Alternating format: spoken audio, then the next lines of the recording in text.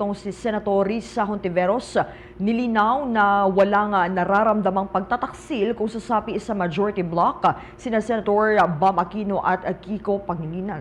Ito ang mga balita sa pag-uulat ni Bombo J. Galvez. Nilinaw ni Senadora Risa Hontiveros na wala siyang nararamdamang pagtataksil sa gitna ng mga ulat na sasapi sa majority block ng Senado ang kanyang mga kaalyado na sina Senators Kiko Pangilinan at Bam Aquino. Ayon kay Hontiveros, tatanggapin niya anuman ang magiging pasya ng kanyang mga kasamahan kung saan binigyan din ito na sa kabila ng lahat ng ito, patuloy niyang palalakasin ang hanay ng oposisyon.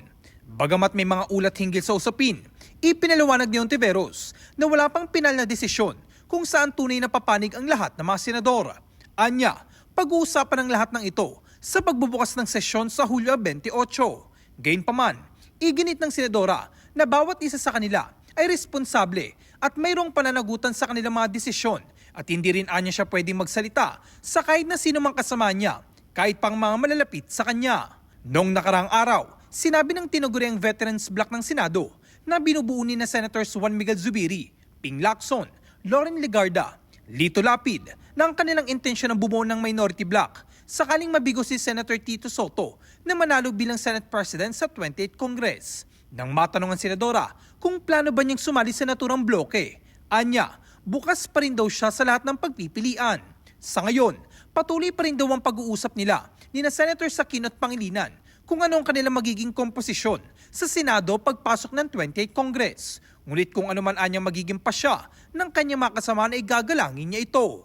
Don't feel betrayed. At saka kahit naman yung pagsali ng bawat isa sa amin, either sa majority or sa minority, mafa-finalize lang talaga dun sa pagboto ng bawat isa sa umaga ng 28 pag inorganisa na namin yung Senate ng 20th Congress.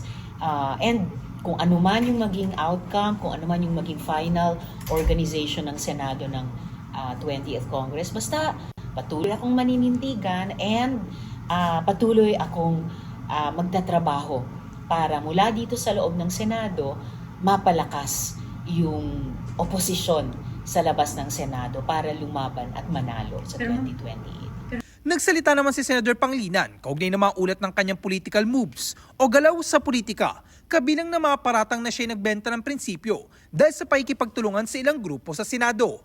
Anya, malaya ang taong bayan na magsalita, ngunit malinaw ang kanyang paninindigan na handa siyang makipagtulungan sa lahat ng panig basta't nakatuon sa prinsipyo. Sa huli, sinabi ng senador na kahit ano pa man ang mangyari sa Hulyo 28, maninindigan siya na gawin ang nararapat para pawiin ang gutom, para sa magsasaka at mangingisda, at para sa mababang presyo ng bigas at pagkain. Para sa Bombo Network News, ako si Bombo J. Galvez, and this is Bombo Radio Philippines, the #1 and most trusted source of news and information. Basta Radio, Bombo! For more news and information, visit our website at www.bomboradio.com. Follow us on Bombo Radio mobile app, Facebook, YouTube, TikTok, and X, formerly Twitter. Like, share, and stay connected. Anytime, anywhere.